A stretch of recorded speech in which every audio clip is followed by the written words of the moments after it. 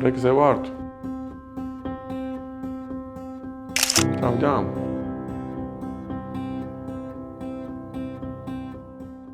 აზროვნების აკადემიის ხალხმა რომ მითხარო სიტყვის ძალაზე უნდა ილაპარაკო პირველი თავში რაც გამიელვა აზრმა არის ის რომ ჩემთვის სიტყვა არ არის მთლად უმაღლესი რანგის ფასეულობა, იმიტომ რომ ყველაზე მაღალი ფასეულობა რაც არის იმას სიტყვაში ვერც გამოთქვავ და არც არის გამოსათქმელი.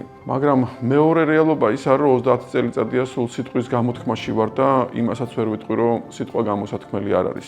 საბოლოო ჯამში გადავწყვიტე ესეთი რაღაცა ჩემს ცხოვრებაში და ალბათ ყველა ადამიანის ცხოვრებაში არის რასაც არქეტიპულად ვეძახით მოხუც ბრძენს ვინმე ადამიანს რომელიც რაღაცას გეტყვის ისეც რომელიც შეგცვლის, შეგძრავს, დაგაფიქრებს და საბოლოო ჯამში სხვანაირად გაცხოვრებს. 13 დეკემბრის გეპატიჟებით აზროვნების აკადემიის დიდ ღონისძიებაზე, ნაფიქრალზე, სადაც მოგიყვებით უბრალოდ იმ მოხუც ბრძენების ისტორიებს, რომლებმაც ჩემი ცხოვრება შეცვალა.